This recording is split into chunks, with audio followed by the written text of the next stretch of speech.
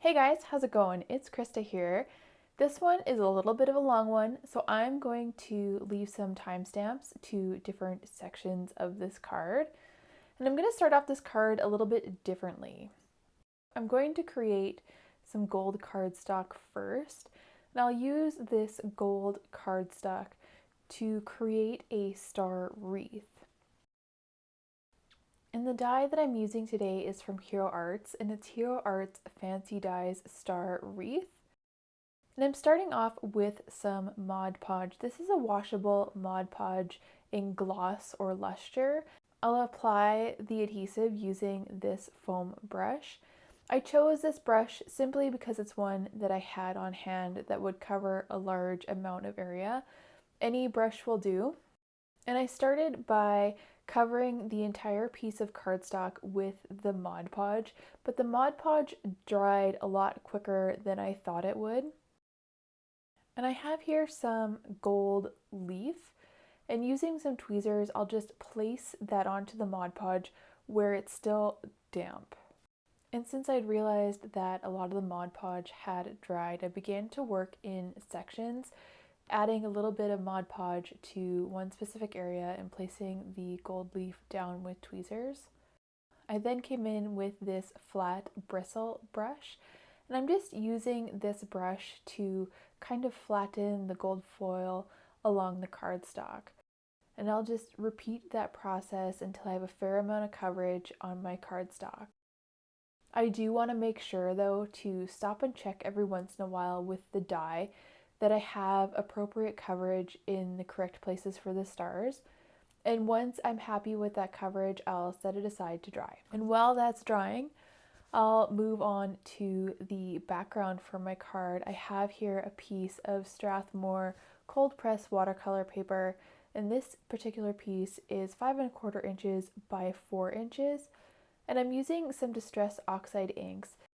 I'll create sort of a palette on my glass mat, starting first with some seedless preserves. I'll then come in with some Mermaid Lagoon, some chipped sapphire, and finally some peacock feathers. For this technique, I'll also need a little bit of water, and I chose just to spray a little bit of water on my glass mat. And there's a couple different ways that you can do this. One way to complete this technique is come in with a clean brush and pick up some water and spread that water across the watercolor paper first. This technique does make the colors easier to blend, or you can simply just pick up a little bit of the Distress Oxide ink and a little bit of water and paint as you go. I also found that when adding the water first, the colors were a little bit less saturated compared to adding the little bit of water and the Distress Oxide ink to a dry piece of watercolor paper. And I'm just coming in with all different colors, making sure to pick up a little bit of water in between. And at this point, I'm not worried about cleaning my brush in between each color because I want that little bit of blending. And with a little bit of each of the colors loaded on my brush, it blends a little bit smoother, I find. I did have to watch it though because it does reach a point where it gets a little muddy. And as I add these colors to the watercolor paper, I'm trying to make the color pattern as random as possible. And today I'm using a number 9 round brush. The size of the brush isn't really important. This is just the one that I had handy.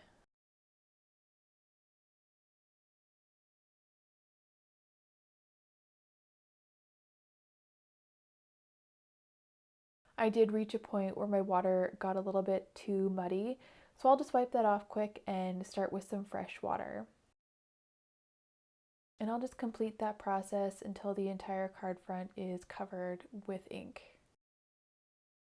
And at this point, I want to make sure that my brush is fairly clean. I'll clean that off quick with some clean water and a paper towel.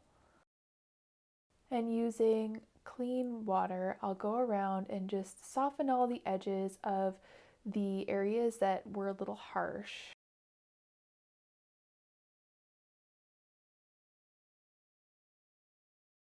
Sometimes I found it was easier to soften them by bringing in a little bit of chipped sapphire. And I chose chipped sapphire because I felt like it was the one color that kind of got lost in the mix. So I wanted to bring some of that back in. Now you can definitely set this aside to dry on its own. I'm a little bit too impatient for that. I'm trying to use the heat tool in such a way that it doesn't really curl the paper. And I felt like I had just a few harsh lines left. So I'll come in with a clean and damp brush just to soften those out a little bit.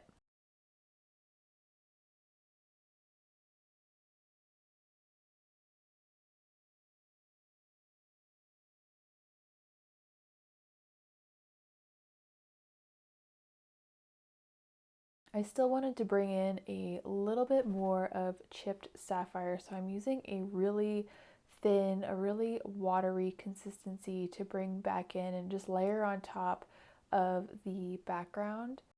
And using a thin consistency gives a really transparent finish. And again, I'm trying to be random with my brush strokes. I did feel that a few of these lines were a little bit too harsh. So again, I just came in with a clean and damp brush just to soften those out.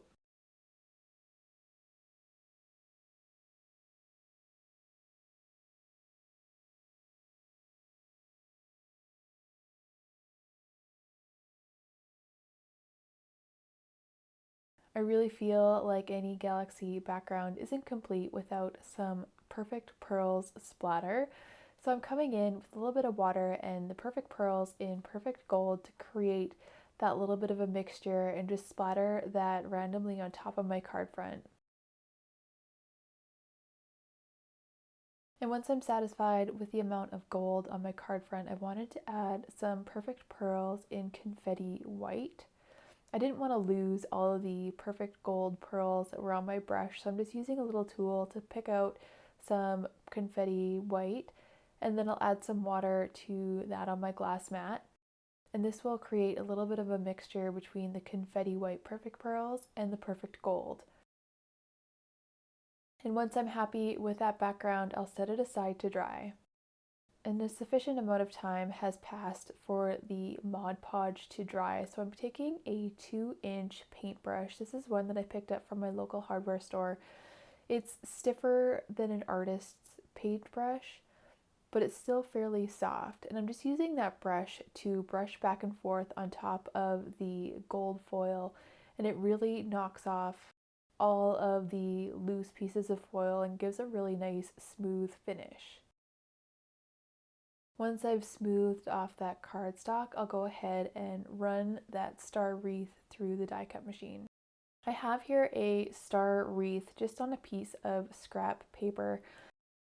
I started by placing my card front on a cutting mat and adding the wreath on top of the card front.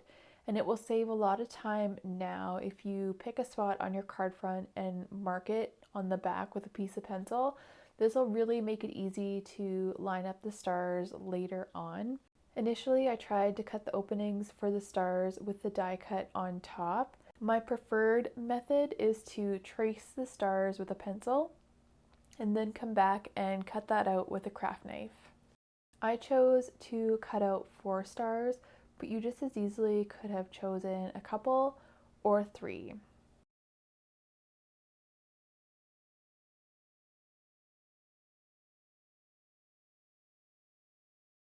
Since I used a star wreath on a scrap piece of paper, I then had to line up that wreath with the gold foil wreath so that the stars would align with the stars that I had cut out. So I would know which one was the top when it came to assembling my card. And once I found how the wreaths aligned, because it does matter, I made the same mark on the back with a pencil. The LED lights that I have are white, and I find that the Chibitronics white LED lights are quite blue, and I wanted to bring the stars into a warmer spectrum. So I used a alcohol ink marker to color a piece of acetate. And when I add the yellow colored acetate over the stars, it will give a warmer glow. I then thought it would be best to create the frame for my mat, and this will bring my card front up to an A2 card size. These rectangles are from Simon Says Stamp Basic Rectangle Dies, and I'll die cut that frame from a metallic gold piece of cardstock. I decided it would be the best to adhere my background to my mat first. That would make it easier for me to find the placement of the stars on the note card. Before I drew anything out, I wanted to find the placement of my push me button. So using a pencil mark, I marked on the card front where the push me was to go, placed the battery underneath, and traced the spot for the battery. I traced that mark directly onto the A2 note card. Aligning the card background with the note card base, it's really easy just to use a pencil mark to mark where those stars will go. I like to do this part first, and I like to create the little pocket for my battery. I find that if I don't do it first, I forget, and I have to take apart part of my circuit to make it work properly. So using a piece of scrap cardstock, I just marked the width of the battery, folded it over, and made another cut just to create a little envelope, a little pocket for that battery.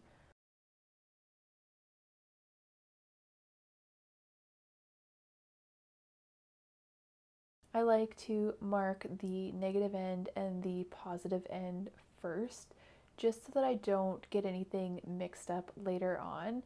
And before I add any of the copper tape, I'm going to go ahead and glue that little pocket down, just because if I don't, I then have to pull up some of my tape to fit the tape in the negative end of the pocket. I like to draw my circuit out before I add any copper tape, and this time I'm really glad that I did, because my goal was I wanted to create a parallel circuit, and this one that I created right here is not parallel. It needs a little bit of mending. So drawing it out first makes it really easy to make changes, as opposed to laying down a bunch of copper tape and then realizing that you need to make changes. And the reason that this one isn't going to work is that some of the little pencil marks where the lines go hit multiple nodes. It doesn't have a clear path. So to correct that, I'm making sure that there is a little bit of line on either side of the lights, just so that there's a clear positive and a clear negative end to each of the lights. And before I add any of the copper tape, I want to make sure to erase the lines that I'm not going to use, just so that I don't accidentally add tape where I don't want it. It's now time to build the circuit. And the thing that I didn't really take into account when moving my circuit is I don't have a straight down path to the negative node of the battery. But that's okay. I'm just going to place this line of copper tape vertically and then create a corner going into the pocket, just so that I can get that connection to the battery. My goal is to create these lines of copper tape as straight as possible, but the great thing about the copper tape is that it does have some give in regards to straightness.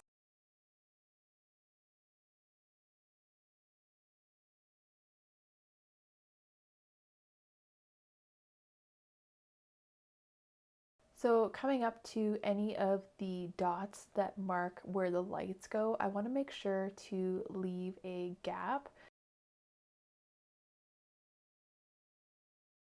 And it's so small, it would be really hard to show on camera, but in person, it's really clearly marked on the little LED sticker which end is negative and which end is positive. And after placing that LED light down, I'm just going to go around and continue the circuit with the copper tape. It's really important that the copper tape isn't touching any parallel lines above or below the intended circuit, and also that the lights aren't touching any other lines of copper tape other than the line that's intended.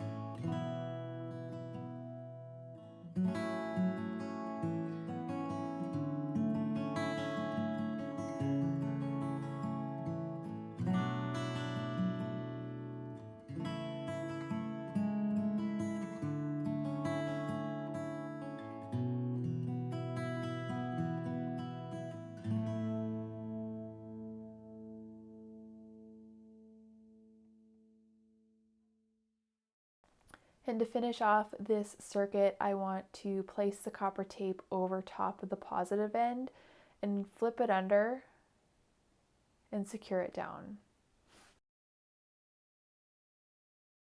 With the circuit complete, adding the battery should light up these lights. And as you can see, that two are not. But this is the great thing about parallel circuits. If one or two don't happen to be working, the others will still work because it still has a complete circuit to run that electricity through. And just to start off, I'm going to take my bone folder and just press that copper tape down just to ensure that I have good conductivity before I move further. It turns out that the lights still weren't working properly. So the next step that I did off camera was to add a second line of copper tape above the lights and all the way around each of the circuits just to ensure good conductivity. Unfortunately, I was still having a little bit of trouble with this circuit, and I did need a specialty tool to determine the problem. This is a voltmeter, and I want to make sure that I am on VCD, that's direct current for batteries. And first I'm going to test my battery. And to test my battery, I placed the red end on the positive side of the battery and the black end on the negative. This is a 3-volt battery, so I do expect the reading to be somewhere around 3 volts. And this battery is reading 2.891 volts, so we know that the battery is good. The next thing I need to do is test the circuit, and to test the circuit, I'm going to keep the red end on the positive end of the battery and move the black end around the circuit, and this is testing different points of the circuit. And the great thing about a parallel circuit is that the voltage should be the same regardless of where you test it. This is not true for circuits made in series. In series is when the lights are one after another on the same line. In that instance, the voltage would go down as you move along the circuit. And as you can see at this second light from the top, the voltage isn't quite 2.9, and I have a 2.9 voltage at the junction on the right. So I know that the problem is somewhere between that light and the junction on the right. And moving around the circuit, the rest of my testing finds a voltage of 2.9.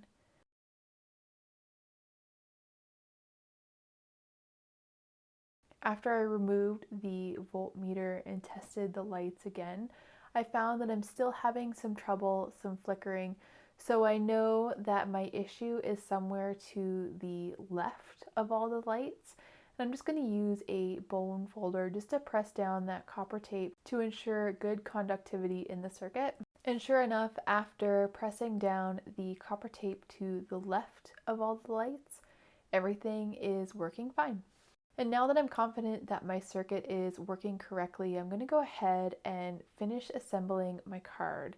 And to do that, I'm taking the acetate and my card front and adding some glue to around the stars just to adhere that acetate. And after approximately measuring the size that I need to cover each star, I'll just adhere that down.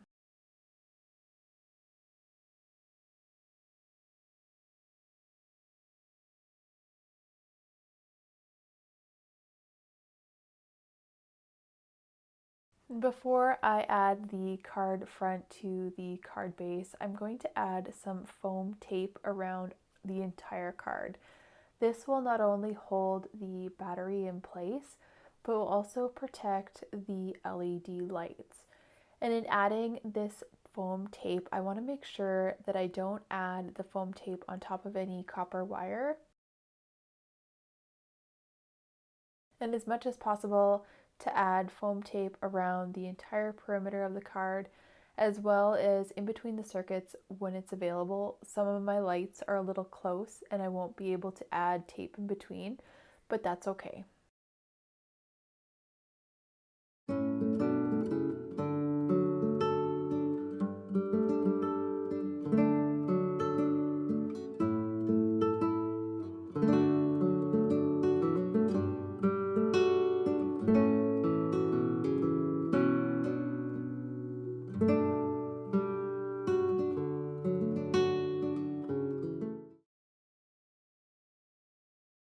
I'm using a stamping tool to stamp down the action, and I'm just making sure that Press Me is lined up with the pencil mark that I made earlier. So this is Press Me, and it's from Lawn Fawn Push Here Clear Stamp Set.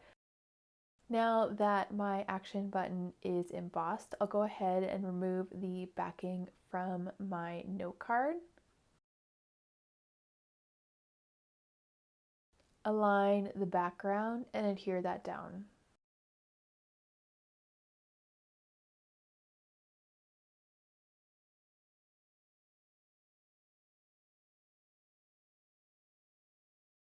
I'll add some liquid adhesive to the back of my star wreath, making sure that the pencil mark on the back that I made earlier is at the top. And I'll press that down. For the sentiment, I chose You Light Up the Night from Hero Art's Clear Stamps You Sparkle stamp set. And again, I'll emboss that with some detailed gold embossing powder onto some pearlescent vellum. And I'll just use my paper trimmer to trim that down to my preferred size. That concludes today's project. Thank you so much for watching. We'll see you next time. Bye for now.